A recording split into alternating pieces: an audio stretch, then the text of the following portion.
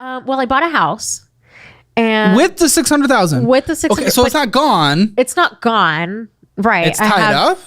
So I bought a house that was 330,000 and I bought it like outright. So like it's paid in full. So I don't it goes half the cash. Yes. But then I bought it sight unseen. And so when we entered the home. Oh no. Yeah, I saw the outside because I drove by it. But good, you drove by it. Yeah. When we entered the home, though, it was in shambles. So we had to renovate it completely, like gut job. So we saved some money by tearing everything down ourselves. But the renovation was like $100,000. There's still $150,000 to $200,000 left. Where did it go? Spending. Well, we had to buy furniture. In 2 years. Yes. Nice furniture then. Apparently. Yes, which you'll see I'm in debt for some furniture. Oh, me. So like the cash didn't cover. You don't know where that other $150,000 to $200,000 went, do you? You don't know. So part of that thing is in my ex relationship, like I was spending $5,000 a month on like both spending, and like he was kind of just taking care of everything. How long are you guys married? Married for 5, but together for 10 years. 10 years. How old are you guys when you got married? So I met him when I was 19 and he was twice my age. So I think 40? Yes. Yeah. Okay. And I definitely think I was groomed in the beginning. That's a strong word. It is. That word gets thrown around a lot right now. Just kind of like the word pedophile, the word, the R word, and a lot of other words have kind of lost their meanings because. Yes. So are you sure? Because it's a very methodical process of separating people from all their connections in order to make them feel cornered so that over the course of many years, likely starting from a young age, they cannot escape the position that they are in at that point. Yes. So, I mean, I met him when I was 19, so I wasn't like young. I was technically an adult. Yeah, you're 2 years into adulthood. Yeah. Still probably mentally immature, but you know, you're 2 years into adulthood. Yes. You can make your own choices. Definitely over time, it was more like I couldn't spend some time with friends or. Okay. Yeah. That's a good little. He started separating you from your groups? Yes, exactly. He kind of started separating me. And then it didn't turn into like such a great kind of relationship. And he definitely like used money to control me.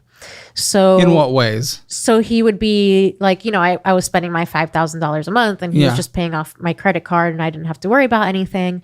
And then, you know, he would get mad at me and like throw me out of the house and say, you know, you can't come back here. And so then I would sleep in my car. What? What? Wait. Yeah. So with no reason given, or because you spent the $5,000? He thought that that's still insane either way, but yeah, he thought that I was cheating on him. Were you? No, I wasn't. And so, but he had kind of this idea of like any male that I had a conversation with or that I knew. Oh, this dude's was weird. Basically, yeah. So, yes. So I grew up. So you have to think of it from my perspective, right? From the age of 19 through the age of 28, 27, when I officially got divorced. Yeah. Like I did not learn anything about money. You were just given money to spend essentially. Yeah. I just had a credit card and it's interesting. I could spend whatever I wanted. And it's definitely much more of a lack of independence that a lot of people. There's skills that need to be developed through the early 20s, mistakes that need to be made almost, if not at least the skills around them being learned before making the mistakes.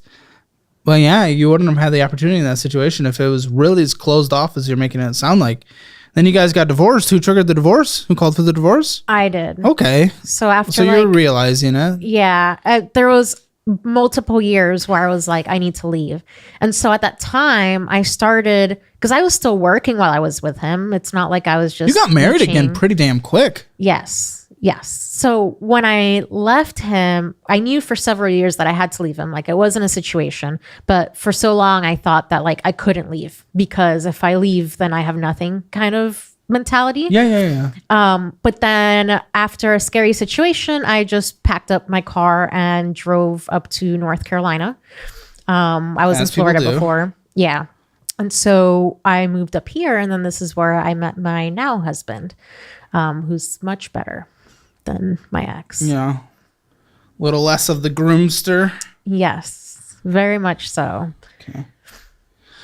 Wow. Okay. So I'm assuming you ended up finding yourself in debt throughout the situation because you were kind of almost like starting at 19 again now at 29 because you never went through the period of learning those behaviors through any kind of independence. It's interesting. That's something we've not had before. That's really interesting. Still a little confused how we had about $200,000 and yet there's this debt in front of me. If that was all consumer spending. So like that still confuses me, but let's get through this and let's try to figure it out. I want to know from your perspective. I want to see where you see yourself today. Give me a score 0 to 10 of your finances, 10 being the absolute best that you could think of, 0 being the absolute worst that you can think of. Where do you think you stand? Well, I'm not homeless, so I'm not a 0. But sure. I would say. Well, you bought a home, right? Do you own the home? I own the home outright. Still, okay. Yes. But I would maybe like a 1 or a 2. Sure. So I recognize it. Yeah. Okay. All right. If you want your Hammer Financial Score, it's free. Link in the description below. See where you stand. And if you want to be on the show, if you have, interesting finances and you have interesting stories, anything like that, we're happy to look at everyone's application. Go to calebhammer.com/apply. Okay. Yeah. Let's start this debt. Let's start this debt journey because there's a big balance on this first one. Let me tell you. Oh, God. City Advantage. Looks like this credit card groomed you because you have probably shouldn't joke about that. I apologize. That's the credit card. I'm just so and quippy about everything. That's the credit card that I started with my ex, so it kind of makes sense. Yeah. My joke was less of a joke than I was hoping. I have a high credit limit because back then every time I could, I requested more. Well, how did it approve you? What were you saying your income was? Is he on this? Well, no. So he's not part of it, but like I would include his income when sure I talked about. Yeah. So anytime I had the opportunity, which I think was like every 6 months, I just requested a credit increase. $29,000. Yes. $294.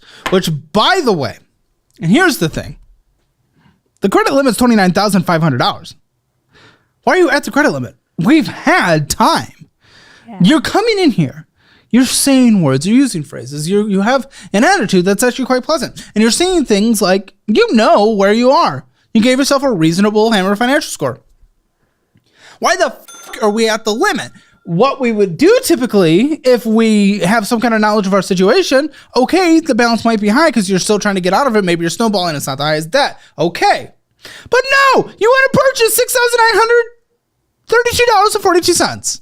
Yeah. So I don't know what the f*** is going on because you brought it right to the credit limit. So everything you're saying of sounding knowledgeable and stuff gets thrown out the window and burned and ran over by a car and thrown down the sewer. It's all your actions are not backing up your words. Your behavior is not matching your attitude.